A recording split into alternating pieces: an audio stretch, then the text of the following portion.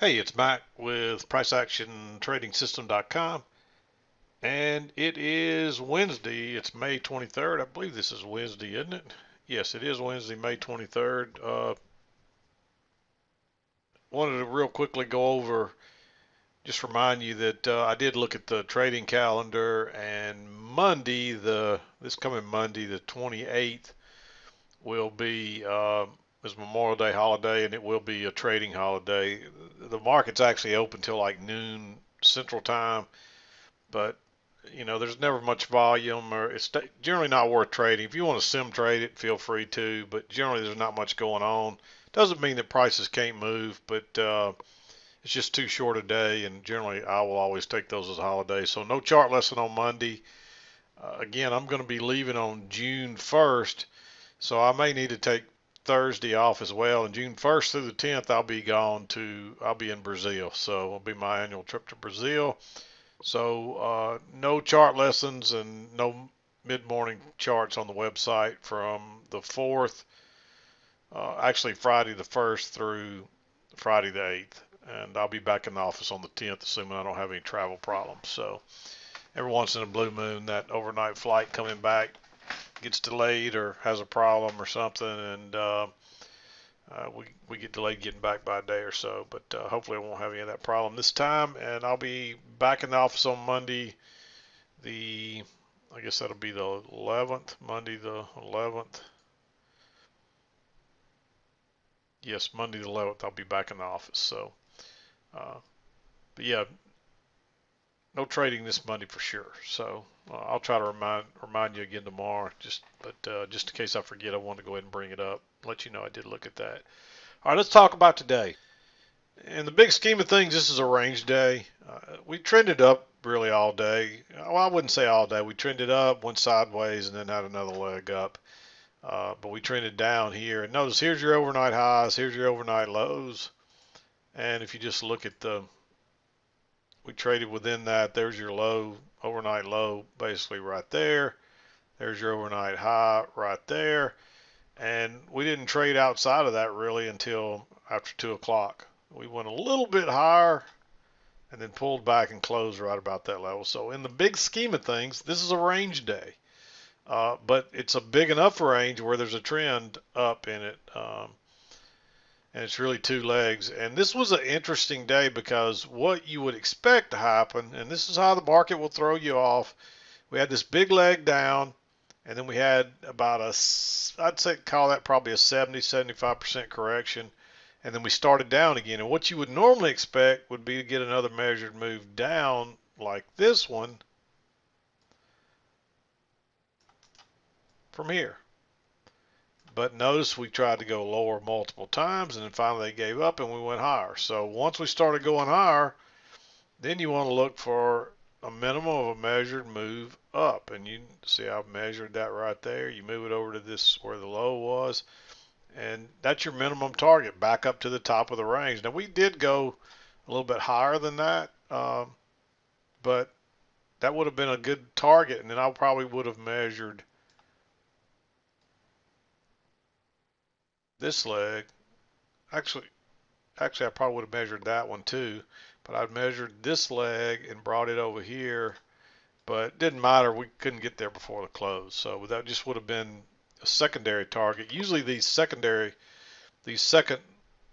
trends, your legs are a little bit more accurate than your bigger ones. The further out you go, the less accurate they are, although generally they're all pretty close. So it's amazing how often it'll be there to within a tick or two or right on. So always use those measured moves to kind of give you your targets, and it'll be very helpful.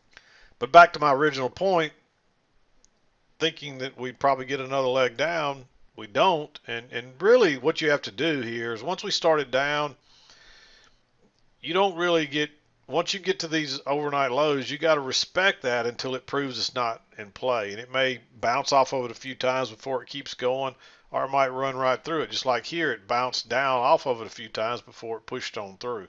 And that's exactly what probably would have happened down here if we'd have went lower instead.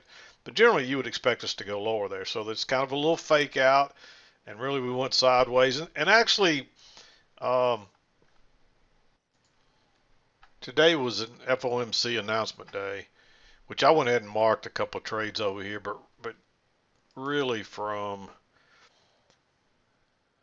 generally I like to say an hour before time, and if you did that, then you're probably not going to take any of these trades over here. 12 noon is going to be right in here.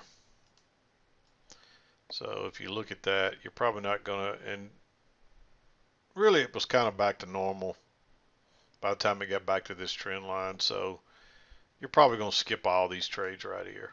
I went ahead and marked them, but generally today wouldn't have been that big a deal because you would have been on the trading this up and you had movement. But a lot of times you'll get stuck in these little tight ranges that just go sideways like this for an hour or two right before the news announcement, because everybody's kind of sitting tight waiting to see what happens, and you don't want to get caught in something like that and then then have to exit with a loss before the news comes out.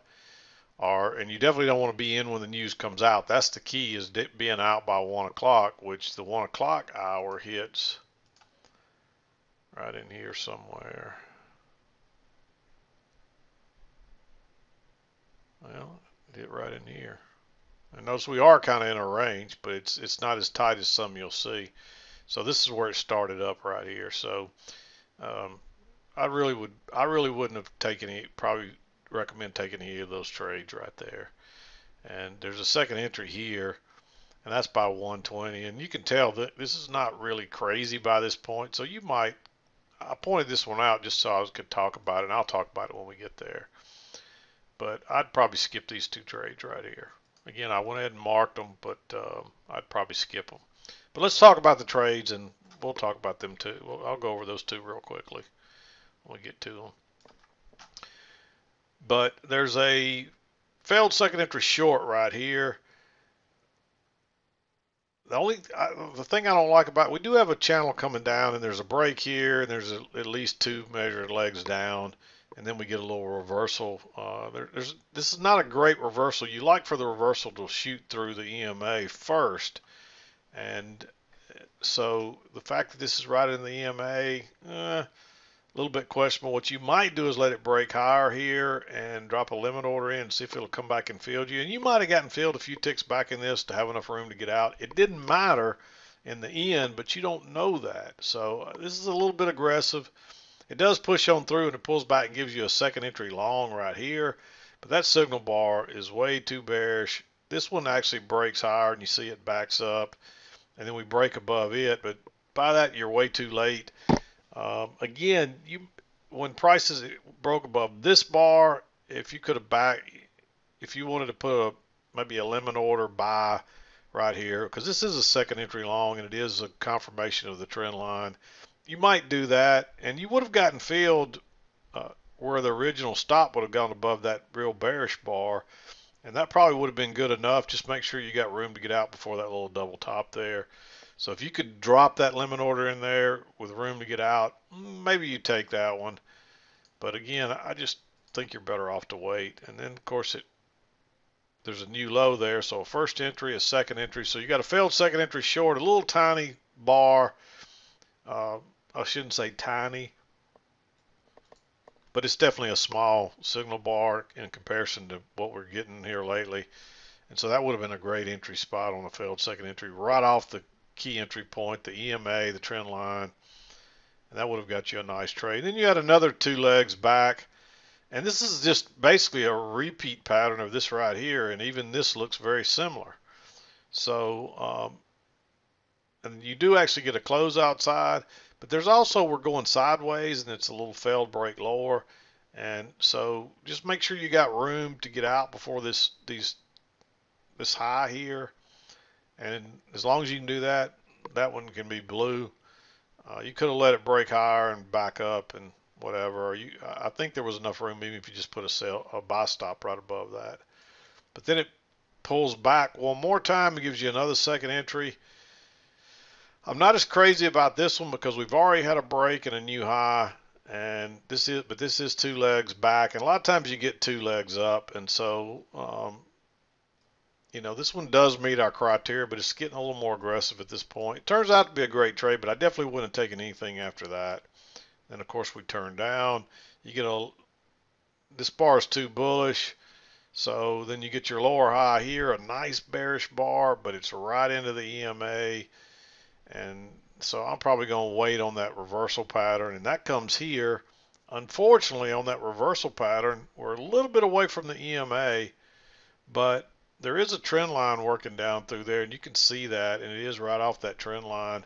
So you might consider that one, but I mean, it's not considerably far away from the EMA, but it's far enough away that it concerns me after 2 legs down, because it could tick down and come back and then shoot down. So you got to be careful with those.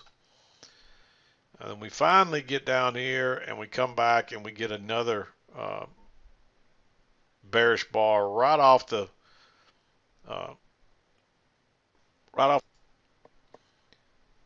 EMA and right off the trend line right there. And that's a nice bearish bar, and there's really a move up, correction, second leg up, so there's a hidden second entry in there. It's good for a scalp, and then notice it bounces. I draw my trend line, and then it turns down again and gives you a failed second entry short and then turns up. We did have an overshoot here too, so you had to be careful of that. Actually what I did on this trade was I used this trend line, and you had to figure that looks like that's going to be the channel. But notice where generally your other side of your channel is going to be where there was another swing there. And so I ended up moving that and getting a measured distance. And so that's how I found that early on.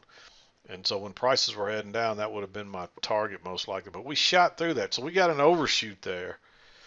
And it's relatively obvious that that's an overshoot on that. And so you would expect to maybe get a failure here. So that's the only issue with that one coming back there. But I definitely wouldn't take what looks like a second entry short here. I'd want to see it fail twice to, another failure to go higher. In fact, but instead you get that failed second entry short here, and that's almost a doji. It's a real neutral bar. So by the time this is set up, if you went short there, you got burned, but you got 3 bars in a row. One of them's a doji. I'd probably skip that to the short side, especially with that overshoot, because you would expect to possibly get a break now. And so, but I'd take advantage of that long right there on that failed second entry long, and I'd have my buy stop 1 tick above that bar right there, and then off it goes. And that would have been a great entry. And then of course you get 2 legs back, and you get a second entry long right here, and it actually goes lower and turns and works up. This is kind of neutral right in here, and you did get an overshoot right here as well, or I'm assuming we did. I wasn't sure if this was it, but even if you put it up here, it fits pretty well. But so I'm not sure, it was hard to know for sure on that one if you had an overshoot, but most likely we probably did. I ended up keeping it here because that's where I started and it was holding early. But still, on that second entry with everything pushed through the EMA, I like. There's actually a double bottom here, so there's a failed second entry short right here, and that's tempting. But notice there's actually a second entry right there, and then we tried to go lower 2 more times. So that's what I liked about it, and it bounced right off the trend line and went higher. And so it's a little bit of a trap there. And it could also be treated like a little failed break lower there. So then it comes back. You try to go higher once, and there's a second entry here, but look how neutral that is. If yours was bullish and you got trapped there, not much you could do really, but you are still looking for a possible retest of the high. But you got this short term. I don't have my trend line on there. Notice that short term. So you may get a test of this low, and you had an overshoot possibly here. So you may not get a retest of the high. So you got to be real careful getting long here unless you got a good setup, and there's not one on my chart, and it breaks higher and gives you that failure. I like going short there. And of course, you look for a measured move.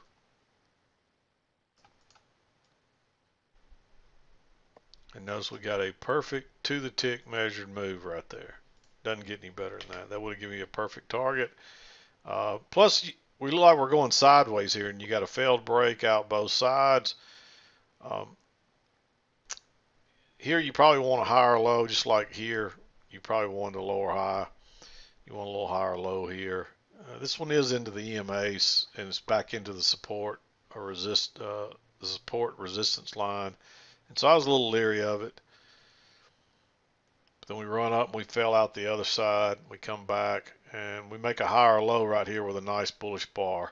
Of course, this is getting right into the 1 o'clock hour, and notice how tight it's gotten and so forth. But generally, the price action is right. But I'd probably say skip that, and then we move up, and you get a failed second entry short here. Notice that new low, first entry, then you're moving up second entry. It's also a little breakout pullback long, and it's also right off that same trend line. So there's another entry, and that one actually happens at it's about 5 minutes after the 1 o'clock the news has come out. And so you could tell the news is not really making the market crazy. So you may take that one. And off it goes. And then you get a little second entry long here right off the EMA, right off the midline. That's a two-tiered channel working up there. We did have a little bit of overshoot you had to be concerned about. But again, at that point, I wasn't 100% sure that it was an overshoot because it fits like this as well. And you can see that it does fit pretty well. So it may not be an overshoot. So that one's was a little bit more difficult to tell. But the reason I liked it is because it's a second entry at the EMA and at the midline. And it's not a perfect bar. So that's why I didn't mark it. It's something to consider, and that's the reason I pointed it out. And you tried to go lower twice there. I'd probably wait on that one, but I did want to talk about it, so that's the reason I put the arrow right there. But I didn't mark it as a trade just simply because it's not a great setup. But all the things I talked about there might make you think about being a little aggressive right there. But I'm not going to mark it. I just think it's I just don't think it's worth risking, not this late in the day, because then we come back and we get a first entry and we try to go lower again, and then so it's like a little, I mean, you could almost treat that like a second entry. It's really not, but again, it's a key entry point with a higher, you could still treat it like a higher low. And so it's a key entry point with a higher low in an uptrend after a fairly nice move up. So you might go long above that bar right there. And really, it should have been above that one right there because that's a fairly bullish bar, and then that's a really nice bullish bar. So on a break above that little matching high, you might go long right there. And there's plenty of room to get out before this high. So again, it's late in the day, but it's obvious that the news is pretty much back to normal, and so nothing really out of the ordinary there. So that's what I saw today. Not a lot of trades, especially if you take this portion out that we usually recommend not trading. So that only leaves you with 1, 2, 3, 4, 5 trades that are not aggressive. And of course there's 1, 2, 3, 4, 5, 6, 7 of them that are considered a little more aggressive, that a couple of them might be right there where you could argue for them to be almost blue. So, but anyway, interesting day. It got a little tricky right in here, but that's always to be expected going into an FOMC announcement. So that shouldn't have thrown you off too much. A lot of time, just remember when you get these ranges, you buy the lows and you sell the highs. And then if you did trade in here, you're just trading on the trend higher and the breakout pullback right there. So But notice how most of your trades are off the sales off the highs or buys off the lows, and that's the way you trade a range. And even though this is we've been trading up by this time right here. Look how flat that is. Look how the prices are swinging back and forth above and below the EMA. That's a sure sign of a trading range. Notice here how most of the prices are all above the EMA. That's trending. Same thing here. Look how we're trending down and how everything's below the EMA. That's a downtrend. Same thing here. We were all below and then we started swinging back and forth. And look how flat it is. Look how prices are on both sides. That's a trading range. And then we took off again and how everything's mostly above the EMA and going higher. So that's the basics of how to know if we're ranging or in a trend. And if you stick with that rule, it gets a lot easier for you. You're not guessing about, are we in an uptrend, or are we in a sideways trend, or whatever.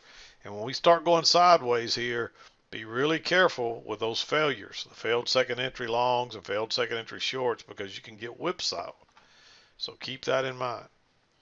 But anyway, I'm going to wrap it up. We'll be back again tomorrow to wrap up our week. But I'm done for today. This is Mac with PriceActionTradingSystem.com, and we'll see you next time.